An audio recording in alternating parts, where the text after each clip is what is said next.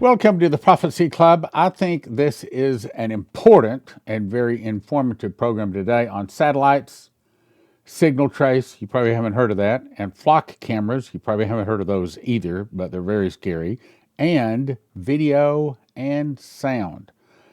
So important. I'm going to start with a disclaimer. I'm not saying anything bad about these people or their companies. Perhaps their intentions are noble, and perhaps they mean only good. Perhaps, or perhaps they know exactly what they're doing and they have a nefarious plan. Ultimately, they may not understand it, but they're pushing us toward the mark of the beast. That's where this is really going, and that's the reason I have that up in the background. The one with the circle is the 666 number of his name. The one with the starburst is what we think is the mark of the beast. First thing, how could putting AI on a satellite possibly enslave us? Oh, come on, Stan. Nothing wrong with that. Or is there? SpaceX's first ever orbital data center is coming with a powerful payload. SpaceX has devised a way to outfit its AI-1 satellite with interchangeable computing payload that allows the installation of the hardware from any capable chip maker, meaning they can upgrade it easily. Unveiled in a video posted on X, AI-1 is the first ever orbital data center, did you hear that? Orbital data center and satellite, designed to run compute operations from space. It's purported to have 150 kilowatt peak output, that's quite a bit, producing 120 kilowatts of average, on the average. Now, what is that? Okay, so if you have a 100 watt light bulb, that's what we're talking about. But a kilowatt is not a watt. It's not 100 watts. It's talking about 1,200 watts, not 100 watts. So that would be equal to about 12, let me get this right, 1,200 100 watt light bulbs, if I got my numbers right. Might be one less there. With efficiency of 70 kilowatts per ton. The power will be delivered through a 150 kilowatt solar array built into the aircraft or the craft, which should provide 250 watts per square meter of power. In other words, it's going to be pretty powerful. So each one of these low Earth orbiting satellites is now going to have its own AI data center. Oh, doesn't that sound wonderful? Yeah, if you're trying to get people taking the mark of the beast, yes. So the AI-1 will be SpaceX's first-generation data center operating in low Earth orbit. This is their facilities. I've talked about this another time, so I'll move on. So the data centers, they're not just on land, but they're underwater. Why is it almost every nation around the world is rushing to build data centers, trying to beat each other to build the data centers? We got to have data centers. Well, why? China's new underwater data center has an unexpected power source. It goes on to say China's trying to solve its underwater consuming power draining data center problems by moving them undersea. The world's first wind-powered underwater data center in May 26, it sits about 32 feet below the ocean's surface. And it houses about 2,000 servers, which is a small to average data center, but it's going to be upgraded to 5,000 and eventually it'll have the power of some 20,000 homes. That's how powerful these are, using that much electricity in these data centers. Why do they want the data centers? Why would they want to have this much computing power? Okay, that's the next question. So why is the world rushing to build data centers? Good question. Oh, well, Stan, if we're not doing anything wrong, we don't need to fear about surveillance, right? Wrong. Real wrong. Revelation 13:15 said, and he had power, talking about the Antichrist, to give power to the image of the beast. I believe that image of the beast has to do with computers and data centers. So that the image of the beast should both speak and cause as many as would not worship the image of the beast should be killed. Now, I think that image of the beast is going to be a half man, half computer, kind of a hybrid type situation. But if you don't worship it, you're going to get killed. Why do they want to have the data centers? To track you, to find you, to make you make a decision. What decision? Well, the decision would be that you take the mark or you lose your head. People are finding out what license plate cameras are really recording, and they're freaking out. Most people think these cameras only scan your license plate. That's not what people are worried about anymore. New technology reportedly allowing authorities to identify, now I've taken the rest of the text here, to identify, new technology is reportedly allowing authorities to identify and track phones, smartwatches, Bluetooth devices, vehicle systems, other electronic signals moving through the entire cities. They're monitoring everything, your morning commute, your gym, coffee stop, kids' soccer practice, every trip potentially creating a digital trail. That's why they need the massive data centers. They're not helping you get faster internet. They're tracking each one of us, trying to make us come down to a decision. Either you take the mark or you lose your head. That's where it's really going. It's about you. Who you meet, where you go, what route you take, what time you leave home, what time you come back, and eventually, where you're likely to be next when it comes time to round you up if you have not taken the mark. Meanwhile, thousands of camera systems are appearing across the country, while massive data centers are being built to process and store unimaginable amounts of information. A growing number of Americans believe that we're watching the construction of a real-time surveillance network unlike anything the world has seen before, in my opinion. What do you think they're preparing for that we're not being told about? Well, if you read Revelation 13, we have been told about it. We know that we're coming to the mark of the beast, no surprise. So what's a flock camera? Now, I have to tell you, I never heard of a flock camera before one of you sent me an email. By the way, thank you very much for your emails. You cannot believe how much your emails send me in the right direction to find the information God wants out to your people. So please send the information in emails. By the way, if it's a video, if you would please tell me what time code and what I'm to see, because it may be I've already got the information, okay? So what is a flock camera? Well, actually, I never heard of it, but looked it up. And I'd like to have one. They're pretty nice, but there's some problems. The first thing is, why do they call it a flock camera? You see that picture, the flock of birds? In other words, they want to have these cameras like a flock of birds everywhere, seeing everything. Clear evidence, safer communities, privacy first. Okay, that's what they use, safety and privacy, and that's how they sell it. So they actually say that some 10,000 people have been located because of their cameras. Cases, Flock supported this year some 1 million cases. Some 12,000 communities are already using these Flock cameras. So if you look at it, one of them can be a license plate reader. One of them can also detect sound like a gunshot or maybe a car accident. They also have drones that can go in and see something before the police even arrive. I looked up, what is a flock camera? A flock camera is actually specialized. AI powered. Now that's the problem. Everything's going AI. If you think a computer is always your friend, then you're going to like AI. If you think computers, like the Terminator movie, can also be a big problem, then maybe not so good. So this AI-powered automated license plate reader, manufactured by Flock Safety, used heavily by police departments, private neighborhoods, and businesses, are solar-powered. In other words, it's not connected to the grid in terms of electricity goes down, it turns off. No, it keeps working. So the solar-powered cameras capture still images of passing vehicles to help law enforcement solve and prevent a crime. In other words, it uses AI to see. It's always watching, but when it sees something like, for example, a license plate or a face or something like that, that might be of interest, then it takes a quick picture. So it's not recording all the time, it just records the things that are important. What is important? It gives you a list. But I want you to look at vehicle fingerprints. It's not just the make, model, and color. It's not just the license plate number. It's fingerprints like bumper stickers, roof racks, toolboxes, dents. It's looking for anybody, everybody. And one of these days, it could be looking for people that do not have the mark of the beast. So it goes on to say, oh, no, it does not track individuals.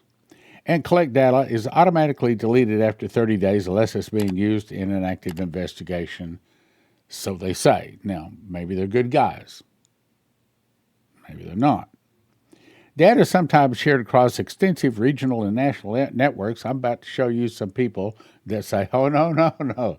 They are sharing the data with police, and not just police networks, but how about the CIA?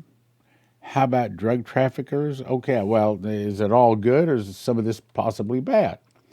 I'm saying that this is your enemy. If you want to be a Christian, if you don't want to take the mark of the beast, these are our enemies. Not now, but the day is going to come.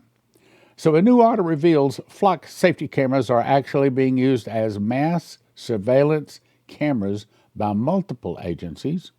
The audit shows flock cameras in San Francisco are being accessed hundreds of times a day by not just the police, federal agencies, state agencies. It goes on to say the flock cameras in San Francisco are being accessed hundreds of times a day by all kinds of agencies. It's not just a license plate reader. A recent audit uncovered activity that violates cameras law, or California law. The police chief said the city's license plate cameras were improperly accessed hundreds of times a day by Western State Information Network. Well, what's that? Well, one of these days it's going to be AI searching for people that don't have the mark of the beast. That's where I really think it's going. So that was done on behalf of the federal and out-of-state law enforcement agencies, which include DEA, ATF. Okay, so there's some good. There's no question it can be used for good. But the question is, can it be used for bad, especially against Christians? So San Francisco has more than 400 of these cameras. Yes, DEA, there's other good places that are using them. The question is whether there's some bad places using them. So I'm going to play a video, and this person is talking about their experience with a flock camera. Listen. Over here, they zipped out of nowhere and immediately got behind me with the lights flashing. There was no crime committed. No, I don't have a warrant. But Kyle Dosman is getting used to sitting in his car. I don't think this warrant has been on this car for very long. And answering questions. I continually am getting pulled over. I can't really use my truck in any fashion. Kyle made sure his dash cam was recording yesterday after Cherry Hills Village police officers pulled him over near the same area Saturday. Hello. Oh, we got you last week. Yeah. For the warrant. Oh. I was driving through here yesterday, and I got pulled over again. It was actually by the same officer. You need my license? No. Okay. I remember you, man. Okay. The Cherry Hills Village police say the Gilpin County Sheriff has a warrant out with Kyle's plate, and it was put on a flock camera hot list. Everywhere in the state, every time I pass a camera, they get alerts in their car that I'm in the area. The flock cameras did alert to his license plate being associated to a warrant. Cherry Hills Village Police Chief Jason Lyon says when anyone with a warrant passes one of their flock cameras, they get an alert, but that Kyle doesn't actually have a warrant. Nobody should be stopped when there's no legitimate law enforcement purpose for that. Kyle has called both the Gilpin County Courts and Sheriff's Office to get off the list, but they've told him he needs to know who the warrant is for, which nobody can tell him. Yeah, all I know is I'm in this system now, and there's really no easy way to get out of the system once you're in it. So he continues to drive around, fearing when he's going to be stopped for questions again. I don't know what this guy did to get a warrant, so I don't really know what the police response is going to be. The chief said Cherry Hills has now taken Kyle off its flock hot list, but he can't remove Kyle from everyone else's. He believes the issue is because of a 0 in Kyle's license plate number. In Colorado, license plates have both O's and zeros, and sometimes when law enforcement communicates with the DMV about a warrant, they put in a warrant for both versions, the plate with an O and then the version with a 0 as well. Why is it this dude's problem to get it fixed? And what's he supposed to do? So I just heard back from the Gilpin County Sheriff that somehow this is actually a Colorado State Patrol warrant mismarked through the courts as Gilpin, as this guy keeps calling Gilpin to try to get any information. Gilpin told me they reached out to the court and CSP to get this fixed. I've been on the phone with CSP the last couple of minutes, got to them late, not their fault. We don't know. Tell you what. They're working on it. These are brand new disguised automated license plate readers in Arizona. Okay, if if they're good for us, how come they have to disguise them? Okay. Is it just taking a picture of the license, or is it also getting their speed? Is it also getting their facial impression? And of course, who knows how long it is before they get your eye print, your fingerprint, and everything else. So the article in this one says the surveillance state is not coming, it's here. Flock cameras can not only see, but they also listen for sounds like gunshots, capture clips, timestamp the event, and help police locate where the sound came from. Again, can be used for good. Police cars near the scene are alerted, database searched, cameras watching movement and sound, algorithms connecting the dots, private companies build the grid, government agents use the grid. The sales pitch is always safety. We've got to keep you safe, okay? Once surveillance infrastructure goes up, it, of course, rarely comes down. The question is no longer whether America will build a surveillance state. The question is, why is it so many people are so dumb to what is going on? Why is it that more people don't understand? Well, because they don't read the Bible, specifically Revelation 13. So the next question is, what is SignalTrace? Now, I never heard of that before. Again, your emails sent to me are very, very important. Thank you. So this was come from an email. It says, this guy, I'm about to play the video, he breaks down SignalTrace, how Flock is incorporating it into their surveillance network to develop a social map. Here's the guy talking. And what SignalTrace does, it is an antenna array. It looks like a white panel. I've never measured one, but probably 10 inches by 10 inches, maybe 12 by 12. It's just a white panel that mounts on a pole. There you go, yes. And what it does, as you drive by, let's just say that I drive by one right now. It's going to pick up my Apple Watch. It's going to pick up my AirPods. It's going to pick up my cell phone. I've got a laptop, anything that has an electronic signature to it. And it's not just saying a pair of AirPods went by. It knows this pair of AirPods because this pair of AirPods has a signature to it. So all of my devices get associated to my license plate. And every time I drive by it, it will take inventory of everything in my car. Now, for me, it's just picking up my electronic devices. But if I had a glucose monitor, if I had a insulin pump, if I had a pacemaker, it would also be picking up things that are inside of my body. If I have a dog with me that has a chip in it that can be read, it's taking an inventory of everything in your car as you drive by and associating that with your license plate. And here's where it gets even more insidious. It now has this collection of electronic signatures that it knows are associated with my car because they have repeatedly been seen inside of my car. If one day you give me a ride to work and we drive by, it's going to say, hey, hold on a minute. John Padfield's devices are inside of Doug's car. It's now drawing this social map. Doug and John must know each other because John is in Doug's car. Make a note of that.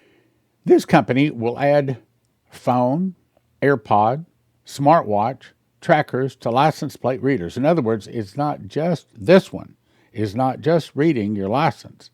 It's picking up if you have Wi-Fi, if you have AirPod, if you have a smartwatch, if you have your Google glasses. It monitors, tracks all of it. Probably downloads information. If it's not doing that yet, it will next year. You know how that goes.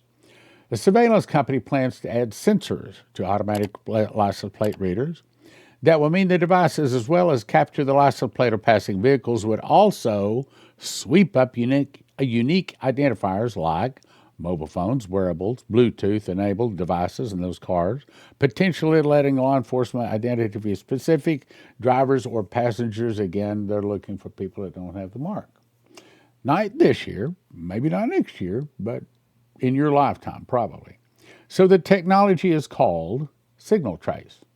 So you turn on the ALPR cameras from these devices, focused on tracking cars to ones that can more readily track the location of particular people. Here's another one. Denver, Colorado is pushing an extension for its license plate readers. It says, don't worry, the data is not going to be used to round up illegal immigrants. So they thought it was pretty good when they're rounding up the bad guys. But when they decided that it was also going to be used to find illegal immigrants, they thought, whoa, whoa, whoa, whoa, we can't do that. We got to stop it. So it's fine when it serves their causes, but when it doesn't serve their cause, they want to shut it down. Well, it kind of goes both ways, doesn't it? If you're using it for catching the good guys, you ought to be using it to catch the bad guys. Or if, on the reverse, if you're using it to catch the bad guys, the murderers, the rapists, stuff like that, you ought to also be using it to catch the illegal immigrants too. So here's a video. This is what the guy says. This story starts with a bro, not a bro, a.bro, and how someone whose name starts that way is conducting searches on the Loveland Police Department's Flock account and listing the reason as ICE. I can't begin to tell you how concerning this is to me. Flock cameras are those automated license plate readers, taking pictures of each plate and putting it into a network. Unless cities, counties, or agencies opt out, the network shares data with thousands of other law enforcement. Immigration agents are not supposed to have direct access to the network, but they may be getting it from local law enforcement. Flock says they're not controlling how agencies share access. It is not the responsibility of a private vendor to be policing the police. Loveland police say a bro is not one of their officers. In fact, they say the search under their account was conducted by an officer with the ATF.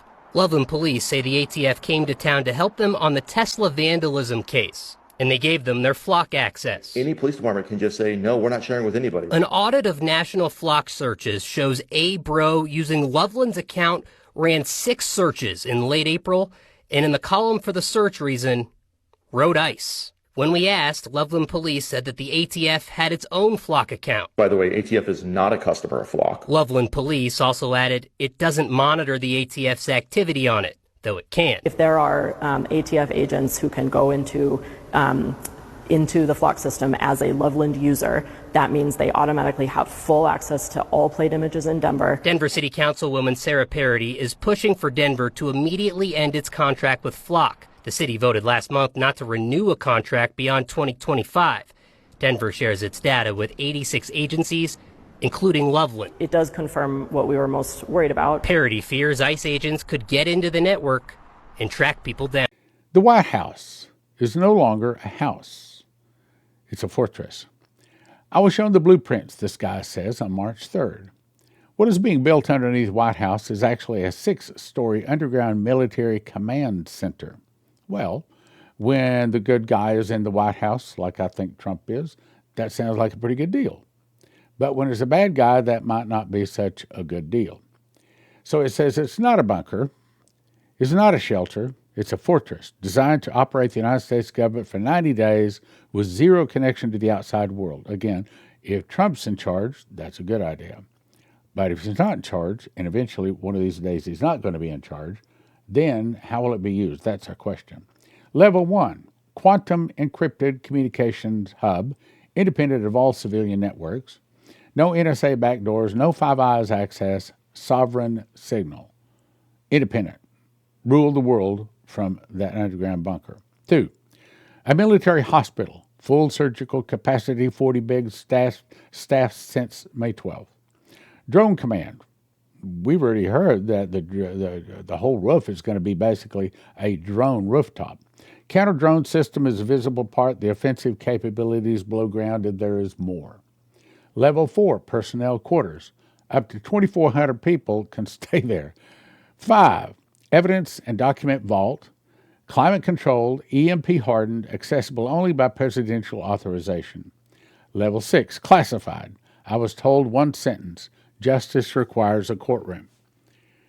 Okay, so is that meaning that this could be used for the military tribunals and the arrests of now, 500,000 sealed indictments? Well, one of these days that's coming. Again, God told me, massive arrests. So I believe I have a, thus saith the Lord, the massive arrests are coming. So they tried to kill him at Butler. They tried at the golf course. They sent 23 operatives to the UFC event last week. 3 attempts in the open, the ones you do not know about, number 11. He is not building a fortress because he is afraid. He is building it because what comes next requires a location that cannot be breached, monitored, or stopped. The $350 million transferred from the Secret Service, that was not theft. That was operational funding. The new Air Force One from Qatar, delivered yesterday, that was not a gift. That is an escape vehicle rated for EMP and nuclear detonation. Okay, so a lot of this can be used for good, and I hope it is. The question is, can it be used against us?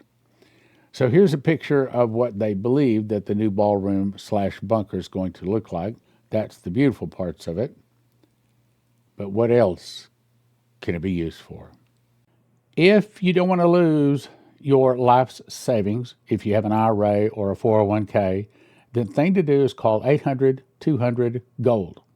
800-200-GOLD. These folks are Christians, and they specialize in helping people not lose their life savings in the event of a stock market crash and things like that. Look, most of the 401ks, most of the IRAs are in paper, backed by paper, and as Lindsey Williams says, if it's in paper, it's worth the paper it's written on. You can lose it all. 1-800-200-GOLD. 800-200-GOLD. Hey, give them a call. Doesn't hurt, doesn't cost you anything. See if they can give you some good advice. So this is a book called The Miss the Mark, and this one is a very simple book. Takes you probably 2 hours to read through it. It is designed to be handed to someone that is not necessarily a Christian, maybe even a teenager, because if they'll read a few pages of it, they will probably finish the book.